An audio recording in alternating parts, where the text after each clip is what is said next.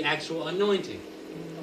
The form of the anointing looks good, but actual anointing can destroy yokes.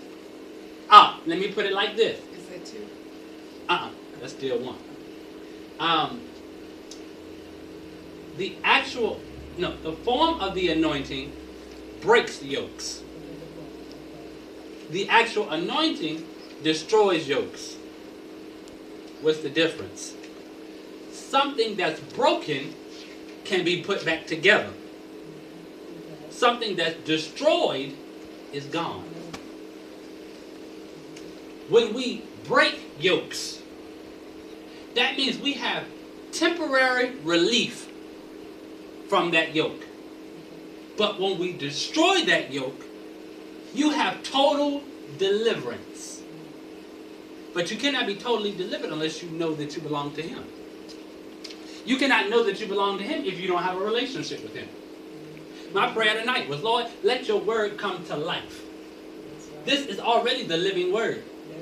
So even in my prayer tonight, I began to debate with myself as I was praying.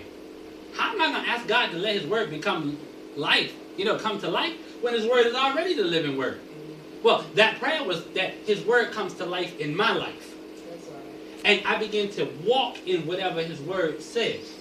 So, once I know who I am and I know who I belong to, then I can understand that He'll call me by my name. I'm not trying to be Gilbert. I'm not trying to be Regina. I'm not trying to be Barack Obama. I'm not trying to be none of these people because I need to be me. Here's the thing. God can't flow in me if I'm always trying to be Gilbert. God can't flow in me if I'm always trying to be Regina. But when I become Mario, God can flow in me. Here's the thing. If I try to pastor this church like Bishop Jakes pastors the Potter's house, I won't get the same results. Because that's how God told him to do it. Not how God told me to do it.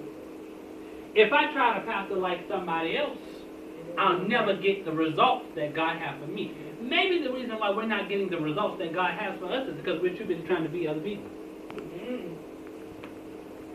I'm trying to please people.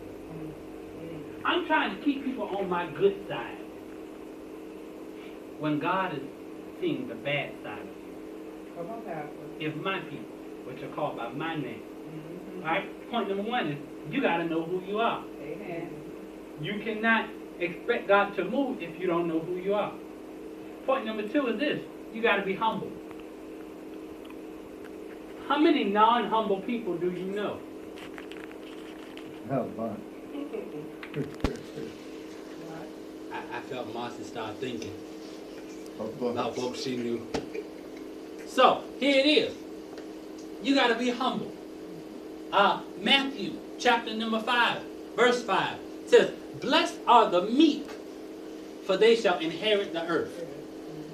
Now, what grabs me is, number one, you got to know who you are, but number two, you got to be humble.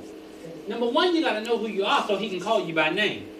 Number two, you got to be humble because if you're going to ever inherit the gifts of God, you can't think that you got them by your own strength. It won't happen. You ever met somebody? I got a relative. I'll tell you about my relative. You know, call his name. I got a relative.